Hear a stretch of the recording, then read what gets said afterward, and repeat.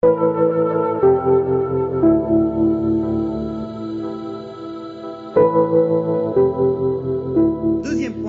our second viewpoint will be the voice of a researcher. So a different viewpoint on the same question about this changing world, and that we hope that is changing for the better. So we have the founder of Siri.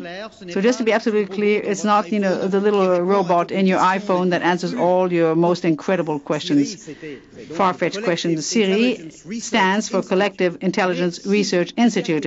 But I mean, if there is someone who has answers to the questions we're concerned about on when can we actually benefit of the results of collective research, how can we actually how can we make sure our society changes? Well, he is the person.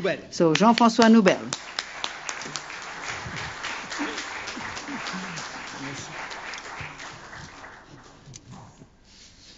Well, good evening. I'll see if the presentation were connected. Well, thank you very much. I'm very happy about being here. So this evening, I'm going to try and look at the major themes that are of interest to us. So, and then, in the coming 2 days, we'll be able to revisit them in more detail. So let's test. So 2 months ago, I was in New York with Catherine and a few of the Siri team members. We're at the headquarters of a large cosmetic company, a perfume company, and there were people at the table from the industry, and on the right there were other people. So the idea was to set up a dialogue to see how we can implement the Nagoya Protocol, pretty complicated, with very tangible practical elements in the implementation, such as revenue sharing. As it a prior consent, and the people needed to agree what they were going to do on their respective territories. So there were practical sides to all of this. So what we were supposed to be doing was to talk, and so what we were there for was to see what were what were the objectives of collective intelligence, and it had hardly started. One of the participants said he started talking about supply chain. Everybody knows about supply chain in the corporate world, and I put my hand up and I said, this is typically a moment where, without realizing, we're injecting, cultural DNA in the conversation, and everybody, picks up on it without even realizing. Supply chain, finally. And just by saying those words, if I say supply chain, I bring into the conversation a linear vision of the world. There is a chain. And so, in all of the vocabulary of these collective intelligence in pyramid format, what we have is a language and a description of the world that's outside of ourselves. We see the world as an external reality, and also a language of predictability of the world in causes and effects. I mean, most of our language is structured around this, and of course, quite naturally, it's we see it in the corporate world. So supply chain, we have a company A. I mean, how does it see itself? Well, upstream resources and downstream market. I mean, pretty basic stuff. But here again, even if I already say the word resources, it means that, in my own psyche, I perceive something that I consider as resources that by definition has no longer life. Resources, I can do whatever I want with the resources, human resources, mineral resources, mining resources. And downstream we have a market, sort of this big mouth, open mouth, where I'm going to create desire, send products into it, and the traditional model of the pyramid shape collective intelligence, I'm talking about the entity, it's very primary structure of consciousness, of conscience. So you have resources upstream, it's very basic, and resources and a market downstream. So back to the conversation we had in New York, and everybody became aware of the fact that we can already perhaps start by using another word than supply chain and talking about resources and markets. We could move to a circular model. People who are going to think up an idea or a product, people who are going to design it, who are going to make it, who are going to check it out, and people who are going to get the word around. So we have a circular vision here, and through during this conference we agreed on the word wealth circle. And you see, just by changing a word or changing a concept, we can change the way we see things. We can change our vision. So what's going to make up, our Centifolia space? We want to actually work on the words ontology and what makes up realities, what makes up a world. And we can't think the world of the future by using the words of before. We haven't built planes with the vocabulary of the horse-drawn cart. We have to invent new things. So this vocabulary, we have to invent it, and that's what we're going to do in these 2.5 days. Another theme, collective intelligence. So collective intelligence, it's not a method. It's a life property. I mean, there's no life without collective intelligence. We're not going to say we're going to do a collective intelligence or make. No, but what we're going to do is, during Centifolia, we're going to use techniques of collective intelligence, and that's going to have as an objective to have collective intelligence to emerge. We're going to change our social codes, our rapport between us and those who will be here in Centifolia. We're going to actually move our bodies. It changes the rapport. It breaks away from our social codes. We think differently. We imagine things differently.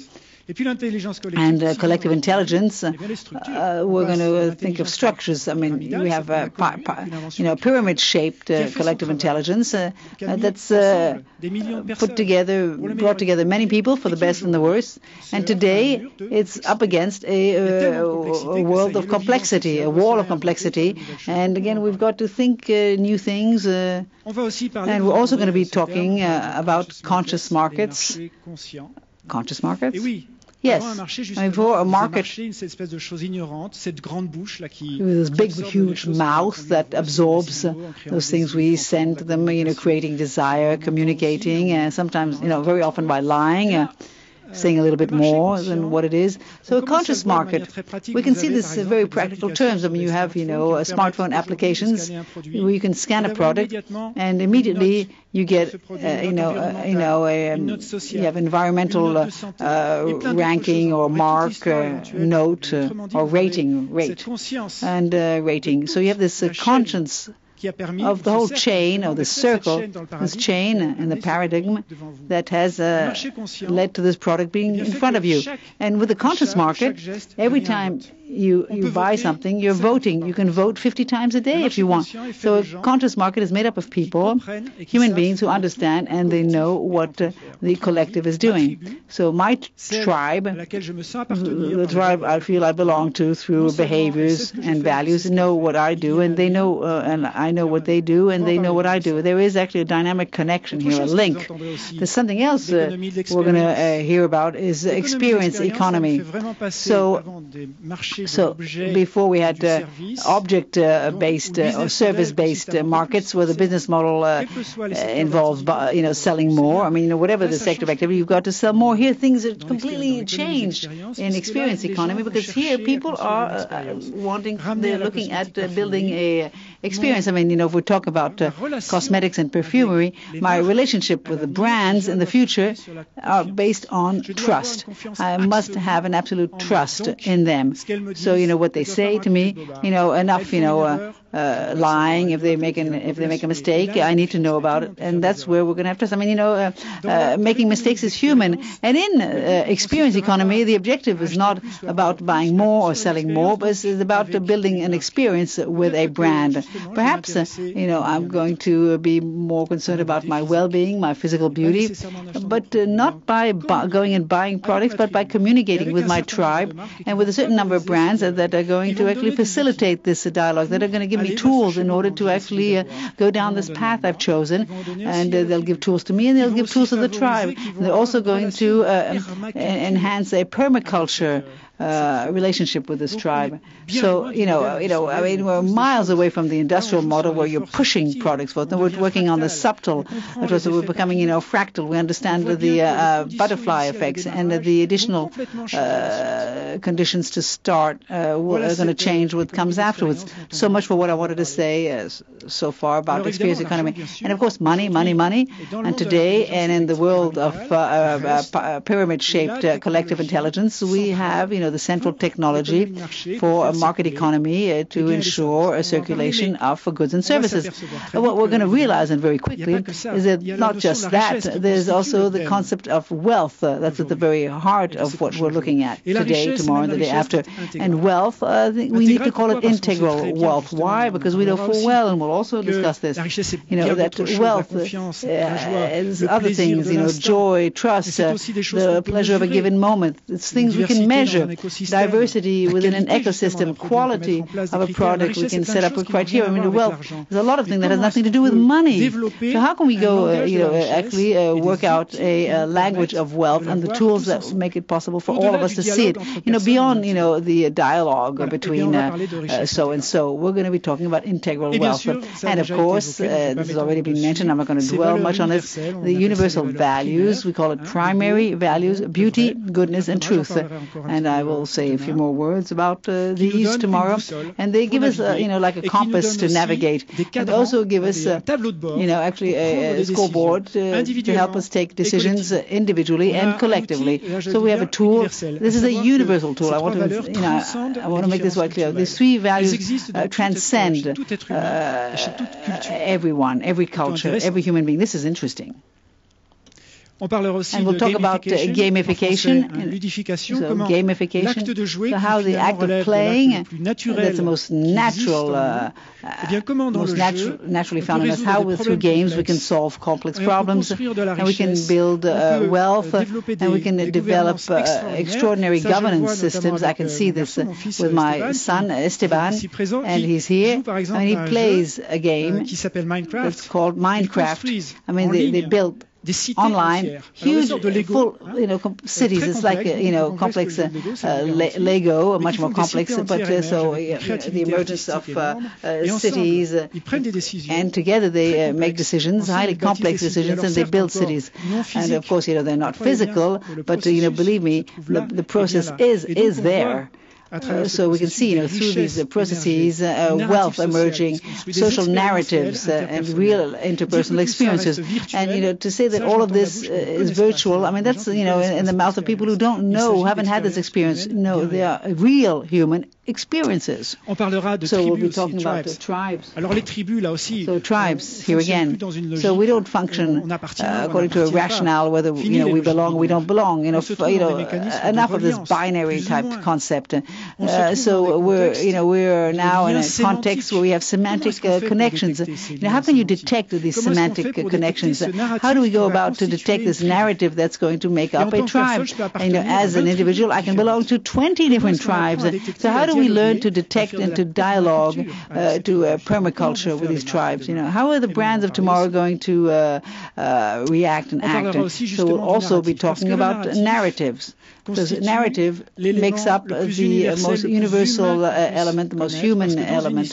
Because in a story, when we actually tell a story, we're making a reality. We're building a world. In the narrative, you have the myth. And in the narrative, you have the archetypes. In the narrative, there's 1,001 experiences. experience is when I listen to a narrative, I can connect to what the person is saying the way I want. A person who is telling a story doesn't force anyone onto the other, and makes it possible for the other person, to listen and to choose the relationship with the narrative and the link to that narrative. How are we going to go about building narratives? And we'll be doing that tomorrow amongst ourselves, and to see how this narrative, this experience is built up on the internet. And then we'll finish with something quite extraordinary. All I'm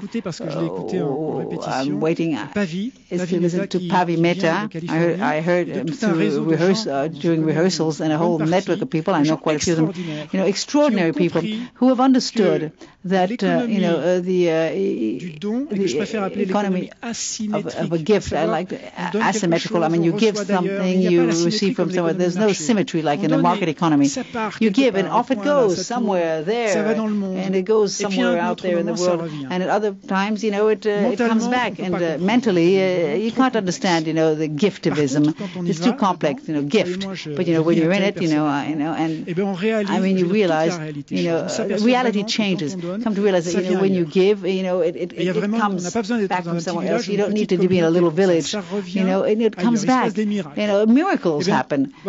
So it's not just about talking about experiences as I'm doing. I mean, Pavi will tell you about he's going to give you hard facts and to show you, how it works out tangibly, and it works much faster than the traditional organization, and the results in terms of wealth scores is incredible. So we will be talking about giftism.